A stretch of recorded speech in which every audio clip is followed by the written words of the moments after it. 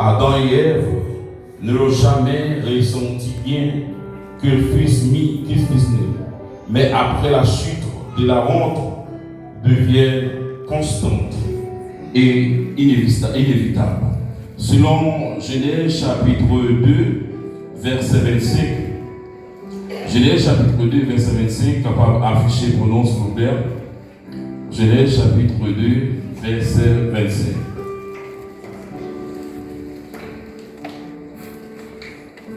Qui ça dit? Genèse chapitre 2, verset 25, il dit l'homme et sa femme étaient tous deux nus et ils n'avaient point honte.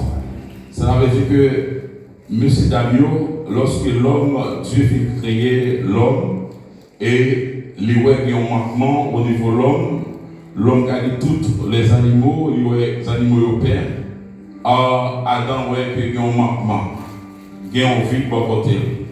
Et c'est là que bon Dieu va le retrouver, puisque Dieu est un Dieu de l'ordre, Dieu est un Dieu omniscient, omnipotent, omniprésent, que Dieu va ça a traversé dans le cœur Adam, il sentit qu'on tristesse qui est dans le cœur Adam, et bien il va le prendre en compte dans Adam, pendant que Adam a dormi, pour créer sa fille la femme. On avait mon affaire.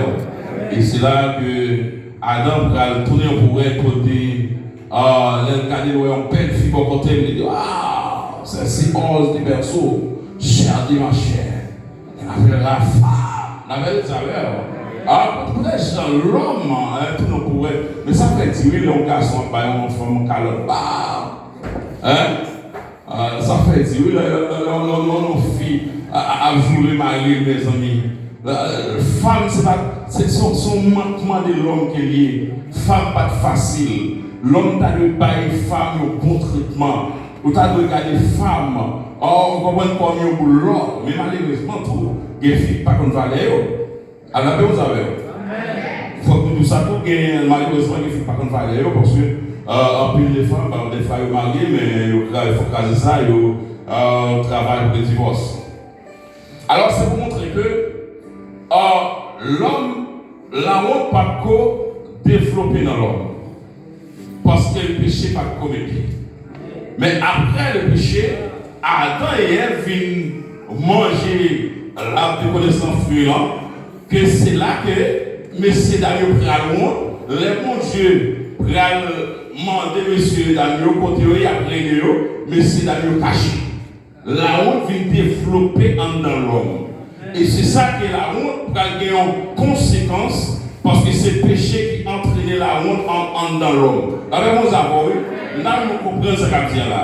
C'est le péché qui entraîne la honte en dans l'homme, mais la honte est là, mais puisque l'homme va pas entrer dans le péché, il n'y a pas de honte de façon éveillée. Malgré le tenir, il y a tout tourné, il n'y a pas de problème. Et c'est après le péché. Ça veut dire que lorsqu'on a péché, la honte, il y a plusieurs sens. Et dans le sens qu'il a développé la honte pour vous, la honte est une portée spiritualité. La honte, il y a l'autre portée, côté que le monde capable d'humilier, diminuer, mettre pieds sous vous, faut marcher tête à terre, rabaisser. Et nous songeons que il y a l'autre honte, qui c'est la honte éternelle.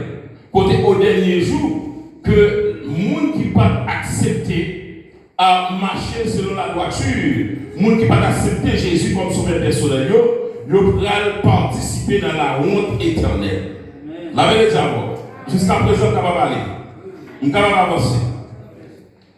Eh bien, c'est pour montrer, mes frères et sœurs, entre la honte que pour mieux comprendre, il y a une façon qu'on agir contre propre tête ou même on a honte tête ou qu'on fait un bagage et on honte mon.